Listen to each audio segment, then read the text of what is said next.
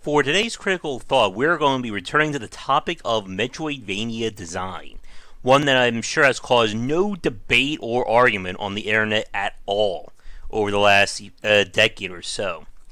Metroidvania design, even despite the name, was more or less popularized by the combination or the inspiration of Metroid and Legend of Zelda as opposed to Castlevania.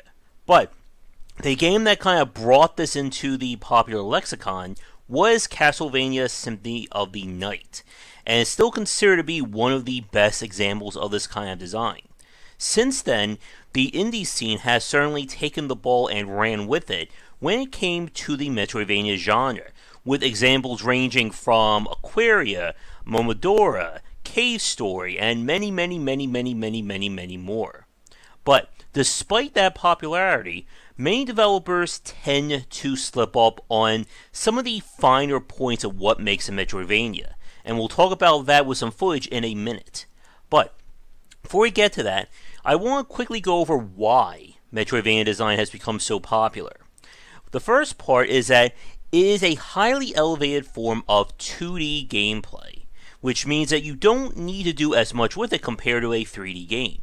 Because of such a greater focus on the game design playability, there is less of a need for having highly polished or stylized graphics and, going way over the top on the aesthetic side of things. When developers do it right, it is a really great showcase for a game designer's knowledge and craft when it comes to game development. And as we've seen over the last 2 decades, we have seen some great examples that have really elevated studios and has allowed them to keep growing and going. But, as I said a few seconds ago, another aspect of Metroidvania design is that it's like cooking a very specialized ingredient. One that if you go too far, you ruin the dish, but if you do it just right, it comes out perfect. And to talk more about that, we have 2 games ready or queued up here, starting with one that is most certainly an example of great Metroidvania design. Alright, our first example is of Hollow Knight, a very beautiful and stylized looking Metroidvania game that has been released and is still being supported. And at some point we need to do another complete run of it if the developers ever decide to stop adding more content to it. Now, the footage that you're seeing right now is of the end game, and there's a very big reason why. Good Metroidvania design is about growing the core gameplay loop from beginning to end. What that means is that you are adding in new mechanics and elements that the player will roll into their normal routine. So, with Hollow Knight, when you start playing the game, all you have access to is move, jump, attack, and a basic heal. At this point in the game, you are seeing things like double jump, wall jump, dashes, that shot out or that slingshot burst that I did there. The point is, these moves are being picked up over the course of play, and they are changing not only what I'm doing as I'm playing through Hollow Knight, and dying right there, but actually I got past it, that's good for me, but also being integrated into the level design. So, if I pick up a double jump, for instance, I expect the game to start throwing in platforms that are further spaced or higher up from each other to properly test those elements. And not only that, but the various mechanics that are introduced, while they are used in the form of what I like to call keys, as in I have to use this to get past a specific obstacle, the important element again is that they're being used beyond that obstacle. So, movement abilities can be used for speedrun tech. New attacks can be used to make earlier enemies easier, or to be better integrated into boss battles. Here's this dash being used in a very difficult section. I think I got stuck here quite a bit during this play. Oh, I'm making it through, that's good. But, again, with each new ability, it's changing how I'm playing through the game, and by association, it's changing the level design. If the game is just remaining the same, then all I'm getting are keys. And again, the key is just used for one very specific circumstance, and then we barely will ever use that power again. Hollow Knight, now one thing that you're not seeing in this part, as I'm being stuck by this very annoying section, is that you do get new combat abilities in the form of spells as well as trinkets. But with that said, there are very strict definitions as to what's considered proper Metroidvania upgrades and mechanics.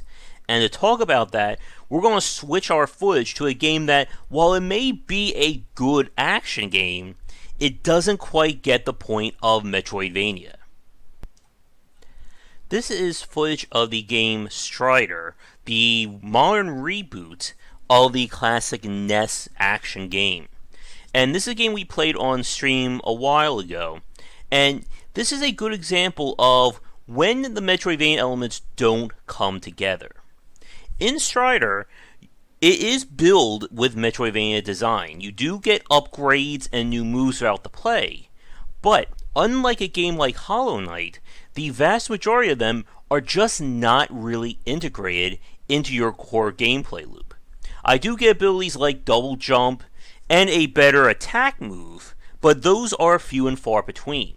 The majority of upgrades are things like being able to do a quick dash through a door, or hitting a switch, and things like that. And they just don't really work with the core gameplay loop of the exploration and the combat.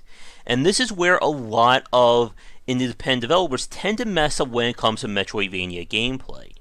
In order for the game to be considered a true Metroidvania, every upgrade has to be integrated into the loop and change how the game is played. Outside of getting the double jump in Strider, I didn't really get anything that changed my normal routine. And that is not good. Now, Strider also features another popular stable Metroidvania design. Those are incremental upgrades, plus health, plus damage, plus energy, stuff like that. And while we see those in plenty of Metroidvania games, they are not an example of Metroidvania design. The reason is that incremental upgrades are not changing your gameplay loop. They are passively improving what you're already doing. Getting something like plus 2 attack damage is not changing how I'm attacking enemies. It may make things easier over the course of how many upgrades I need, but that is not impacting the core gameplay loop. Now right now I'm fighting a mini boss battle, and again, Strider has a good basic gameplay. It's very responsive. I never felt like I was losing control over my character. But so much of the game is just doing the same thing. And that's not what you want to see in a Metroidvania. I want to be changing what I'm doing from beginning to end, be it through new environmental hazards or new abilities that get integrated into my routine. This is why Castlevania Symphony of the Night is still highly regarded, because all the upgrades and various powers you pick up for Alucard, they become integrated into your movement tech. Whether it's being able to do that backdash, the famous double jump, transforming into the forms, and so on and so forth. You don't need to give the player like 50 to 100 upgrades, you just need to give them meaningful ones. Now, one last point before we wrap it up for this critical thought. While I brought up Castlevania Symphony of the Night, there is one thing that is not an example of the standard Metroidvania formula in that game, and that is the RPG layer of leveling up Alucard, equipping gear, and stuff like that. While those elements certainly elevated Symphony of the Night above its peers, that stuff is not part of the core foundation of Metroidvania. You don't need to have an RPG layer. And again, when it comes to Metroidvania, it's all about growing and elevating the core gameplay loop from beginning to end. But with that said, we're going to wrap things up here. For you folks watching, I know this is a question I've asked before, but let me know what are some of your favorite examples and least favorite examples of Metroidvania design. And can you think of games that have tried to combine it, but it just turned into something else? Like, even though it tried to call itself a Metroidvania, it wasn't. And one final question. Do you consider 3D games to have Metroidvania elements. Because we can talk about stuff like Batman, the Arkham series, the Rise of the Tomb Raider franchise, and so on, as having those elements.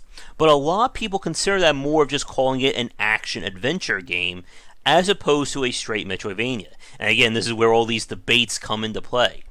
But otherwise, thank you so much for watching this video. If you'd like to suggest a topic for a future one, let me know in the comments below. But otherwise, check back for daily discussions on game design here and on Game Wisdom, where we examine the art and science of games. Before we get to the credits, just a quick shout out to the supporters over on patreon.com/GWBycer. Thank you so much for watching this video. If you enjoyed it, be sure to check back for our regular streaming, most nights at 9:30, 10 EST. And you'll find a schedule linked down below. For a collection of my writings as well as audio casts on design, you'll find that at game-wisdom.com. Be sure to follow me on Twitter at GWBycer. If you're interested in hanging out and talking about game design topics, we have a Discord channel with the basic tier open to everybody, and that is linked down below as well. If you'd like to support us on Patreon, it is at patreon.com/GWBycer. Your support can help to keep things going and growing, and you can earn rewards such as ad-free versions of our talks, votings for our specific Let's Plays and grab bag streams, and more. But that's it for now. Thanks again for watching. I hope you come back for more great discussions on design here and on GameWisdom.com, where we examine the art and science of games.